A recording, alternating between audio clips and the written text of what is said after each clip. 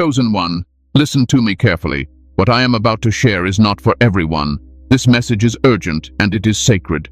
If you are not walking the divine path, if you are not truly seeking God, this is not for you.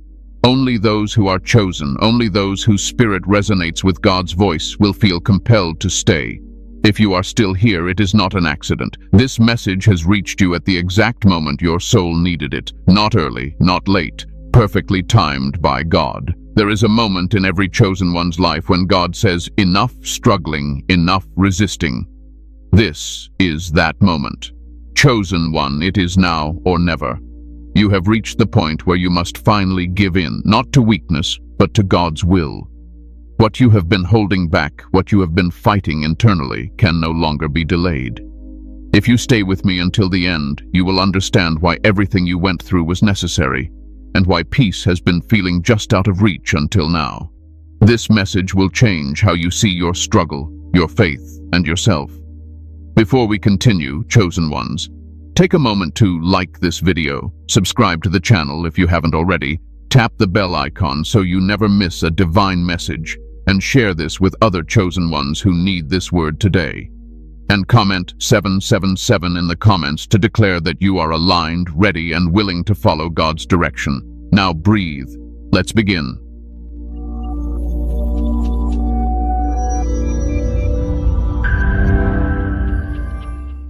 Section 2.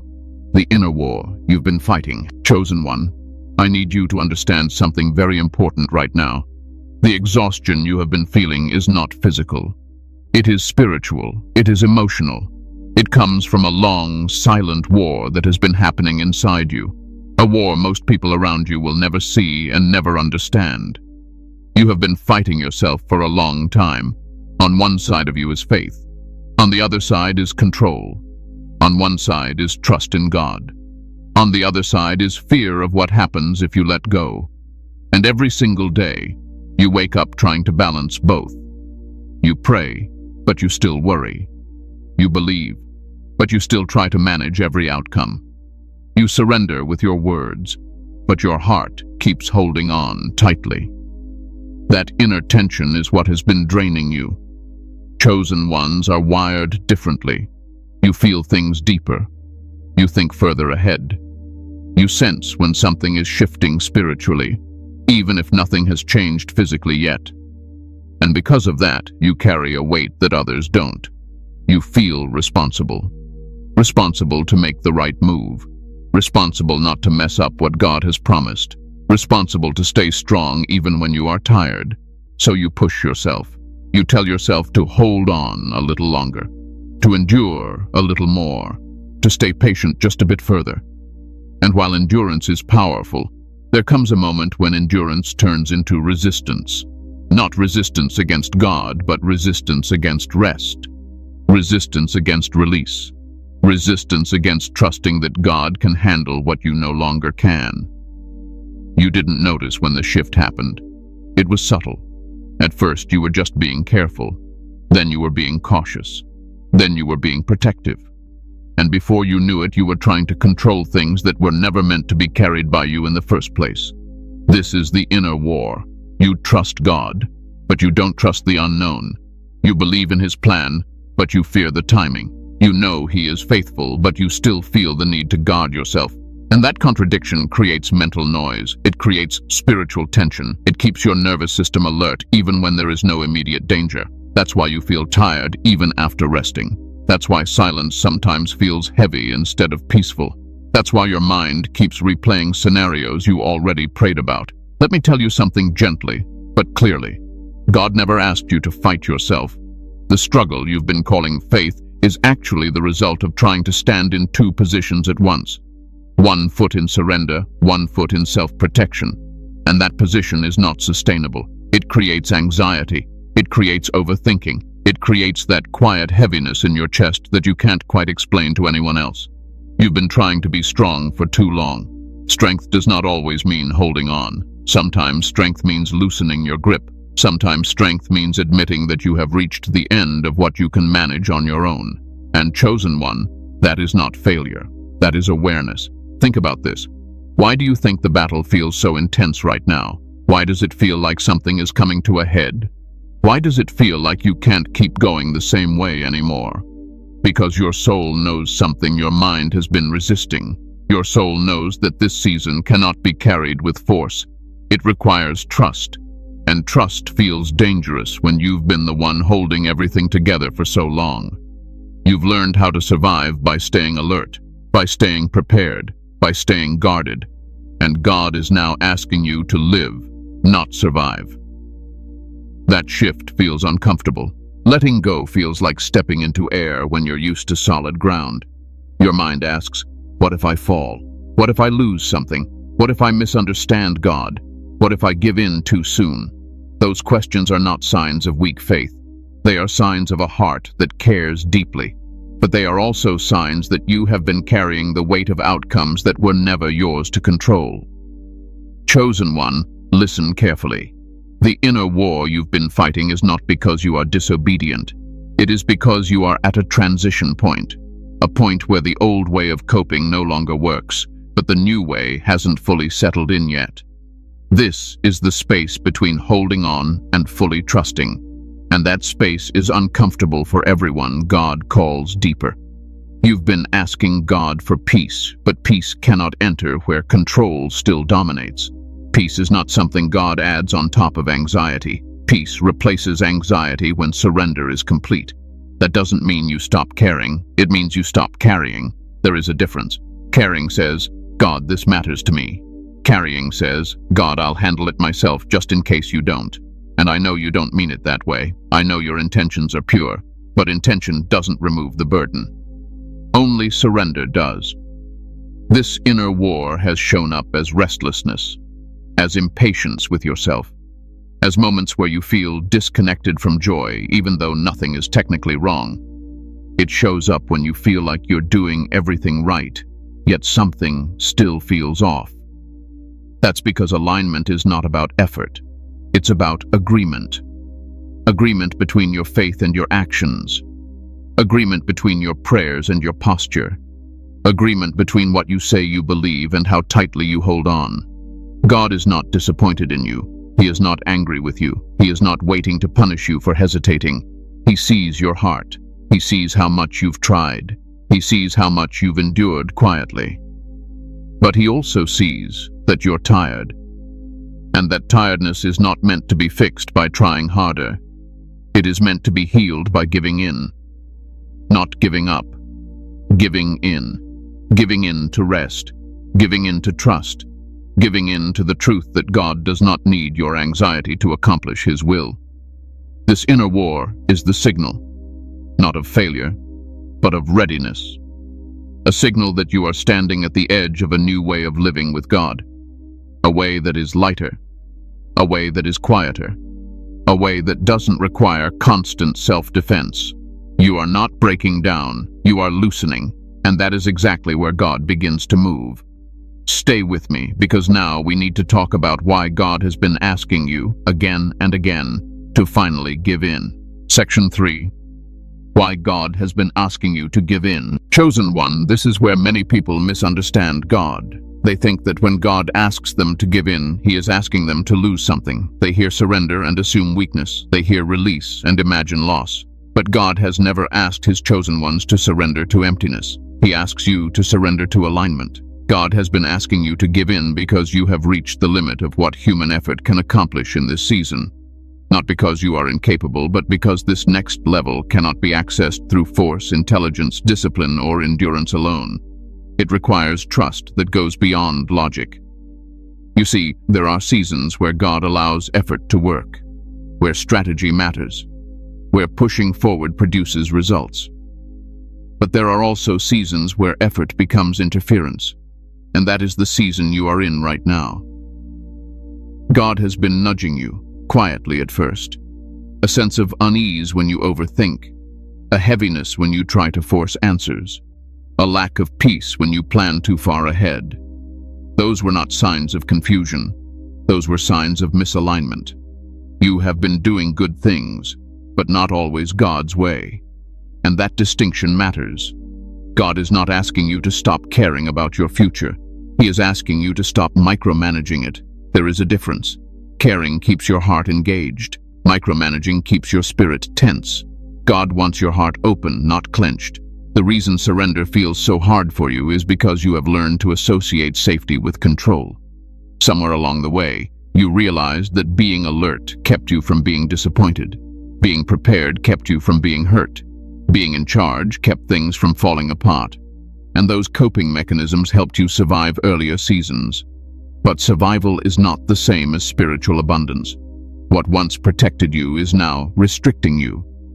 God has been asking you to give in because He can no longer move freely in the areas you insist on guarding. Not because He is limited, but because He honors free will. God does not wrestle control away from His children. He waits for permission. And permission does not come from words alone. It comes from posture. You can pray all day and still resist God if your posture says, "I trust you, but I need backup plans just in case." God hears the prayer, but He responds to the posture.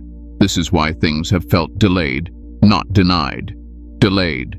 God has not been withholding blessings. He has been waiting for space. Space where peace can settle. Space where clarity can land. Space where He does not have to compete with your anxiety. Chosen one, hear me clearly. God is not asking you to give in because you've done something wrong. He is asking you to give in because you've done everything you can. And continuing the same way will only create more exhaustion, not more progress. There comes a moment when faith must move from effort to trust, from striving to resting, from proving to believing. That transition is uncomfortable because it feels passive, but it is actually deeply active on a spiritual level. Giving in does not mean you stop praying. It means you stop panicking. Giving in does not mean you stop dreaming. It means you stop forcing timelines. Giving in does not mean you stop acting. It means you stop reacting from fear.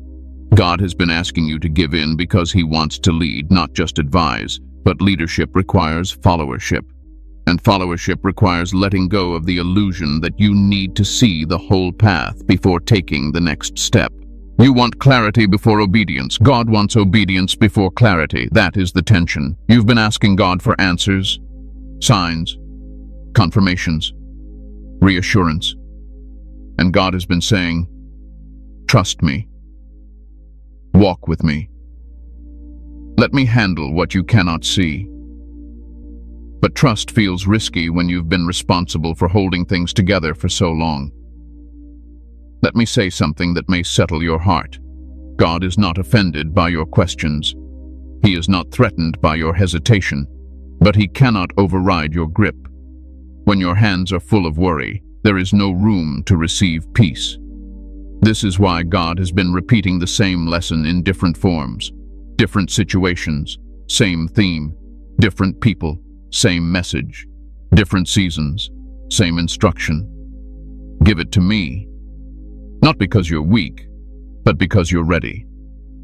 You are standing at the edge of a shift that requires humility, not hustle. Humility to admit that you don't need to carry everything. Humility to accept that God's way may look quieter than you expected, slower than you hoped, less dramatic than your imagination, but far more stable. You've been taught that strong faith looks loud, but often the strongest faith is quiet. It doesn't argue with God. It doesn't negotiate outcomes. It doesn't demand explanations. It rests. And rest is not inactivity. Rest is trust in motion. God has been asking you to give in because He wants to restore your nervous system, not just your circumstances. He wants to heal the part of you that learned to stay tense to stay safe. He wants to teach you that safety comes from Him, not from vigilance. That's why peace has felt elusive. You cannot experience peace while rehearsing worst-case scenarios. You cannot feel joy while bracing for impact that God never intended. Giving in is the doorway to peace, not the consequence of peace. You don't give in because you feel calm. You feel calm because you give in. This is where many chosen ones get stuck. They wait for peace before they surrender. God asks for surrender before peace arrives. And that leap feels terrifying when you're used to certainty. But chosen one, listen to me with your spirit, not just your mind. God has never failed you when you trusted Him fully. The moments that hurt the most were the moments you tried to protect yourself from pain instead of trusting God through it. Control did not spare you from pain, it only prolonged the lesson. God is asking you to give in because the next season will require less effort and more agreement, less planning and more presence, less striving and more listening. You are not losing control, you are transferring it from limited hands to faithful hands, from anxious thoughts to divine wisdom, from self-reliance to God-dependence. And that transfer feels like death to the ego, but life to the soul. This is not about abandoning responsibility. It is about redefining it. Your responsibility is obedience. God's responsibility is outcome. You have been carrying God's part for too long, and God, in His mercy, is saying, "Let me take it now." Because what He is about to do cannot be managed by your old methods. It requires faith that rests, trust that listens, obedience that doesn't need guarantees. This is why He keeps asking you to give in, not to break you, but to free you. And now that you understand this, we need to talk about the cost of holding on for too long. Section 4. The cost of holding on too long. Chosen one, this is the part most people avoid talking about, not because it is harsh, but because it is honest. Holding on feels responsible, it feels mature, it feels like strength, and for a time, it may even look wise. But when God asks you to release something and you continue to grip it tightly, there is always a cost, not a punishment, a consequence. And that cost is not always obvious at first. You didn't lose everything overnight, you didn't collapse, you didn't fall apart. Instead, something quieter happened. Peace slowly slipped away, joy became harder to access, rest stopped feeling restorative. You kept going, but you stopped feeling fully alive while doing it. That is the cost. When you hold on too long, you don't necessarily break. You harden, you adapt to tension, you normalize stress. You tell yourself this is just how life is now. And chosen one, that is one of the most dangerous places to be. Not because you are weak, but because you become used to living without the fullness God intended for you. You begin to function without flourishing. Holding on too long costs clarity. When you insist on controlling outcomes, your vision narrows. You stop hearing God clearly because your mind is too loud with contingency plans. You pray, but you also rehearse. You listen, but you also second-guess. And over time, it becomes difficult to distinguish God's voice from your own anxiety. That confusion is not from God. Holding on too long also costs time. Not because God runs out of patience, but because certain seasons are meant to be entered, not postponed. There are moments when obedience opens doors quickly, and when obedience is delayed, the door does not always stay open the same way. God's plans are eternal, but the form they take in your life can change depending on your response. This is not to scare you, it is to wake you. Some opportunities require readiness more than effort. Some blessings require alignment more than endurance. And when you insist on carrying what God asked you to release, you delay what He is ready to give. Holding on too long costs emotional health. You become hyper-vigilant. You analyze everything. You prepare for disappointment even in moments of peace. Your body stays tense even when there is no immediate threat. And over time, your spirit forgets what it feels like to rest without guilt. You may not call it anxiety. You may call it responsibility. You may not call it fear. You may call it wisdom. But the fruit tells the truth. Peace has been replaced with pressure. Trust has been replaced with tension. Faith has been replaced with monitoring. And none of that was God's intention for you. There is also a relational cost. When you hold on too tightly, you become emotionally distant without meaning to. You guard your heart not just from pain, but from connection. You keep people at a safe distance. You listen, but you don't fully lean in. You love, but with conditions. Not because you are cold, but because you are tired. Chosen ones often become isolated, not because they want to be alone, but because carrying too much leaves little energy for intimacy. Holding on too long also costs spiritual sensitivity. When your hands are full, you miss subtle invitations from God. You miss gentle nudges. You miss quiet confirmations. Not because God stopped speaking, but because your grip was too tight to notice. God speaks most clearly in surrendered spaces. Let me say something that may be difficult to hear, but is said with care. Some of the frustration you've been feeling is not from opposition. It is from resistance. Resistance to letting go of what God has already outgrown in your life. Resistance to stepping into a lighter way of trusting Him. You have been faithful. But faithfulness without surrender eventually turns into self-reliance. And self-reliance, no matter how well-intentioned, always comes with strain. You've been asking God why things feel harder instead of easier, and God has been quietly answering, because you are still carrying what I asked you to place down. This does not make you disobedient, it makes you human. But chosen one, humanity is not your ceiling. Trust is. The longer you hold on, the more tired you become. And the more tired you become, the harder it feels to let go. That is how cycles form. Not cycles of sin, but cycles of strain. And God, in His mercy, interrupts those cycles with moments like this. Moments where everything inside you says, I can't keep doing this the same way. That feeling is not weakness. It is wisdom. There is also a spiritual cost that is rarely spoken about. When you hold on too long, you subtly communicate to yourself that God needs your help to succeed. Again, not consciously, not intentionally, but practically. And over time, that belief erodes confidence in God's sufficiency. You still believe in Him, but you stop fully relying on Him. And reliance is where peace lives. God never designed you to carry divine outcomes. He designed you to carry obedience. When you take on more than your portion, you exhaust yourself and restrict Him, not because He lacks power, but because He honors boundaries.